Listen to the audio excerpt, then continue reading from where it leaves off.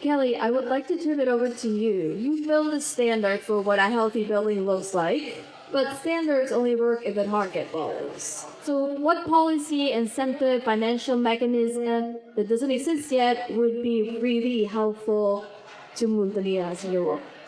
Well, I very much agree that we need good regulation, but as a native Texan, I learned a long time ago not to hold my breath for that. So luckily, there are some market driving factors that are helping move this along that I mentioned and alluded to in my last remarks. We are seeing increasingly, and actually this is a little bit driven by corporate sustainability. So in the commercial office environment, when it's corporations and these office spaces, increasingly corporations, because of their sustainability reporting requirements, are including their real estate footprint in their overall carbon emissions, and increasingly are kind of thinking about that people connection too. And so what we're hearing from real estate developers is that there are more and more instances of prospective tenants sending very thorough due diligence questionnaires around what's the sustainability performance of this space. And so that is very much a motivating factor. As just on a call this week, one of our advisors in Mexico was saying more and more real estate funds are starting to deploy indoor air quality monitoring throughout their entire portfolio, which is wild, actually, because just as of a couple of years ago, the market was saying that's too expensive, or there's this liability.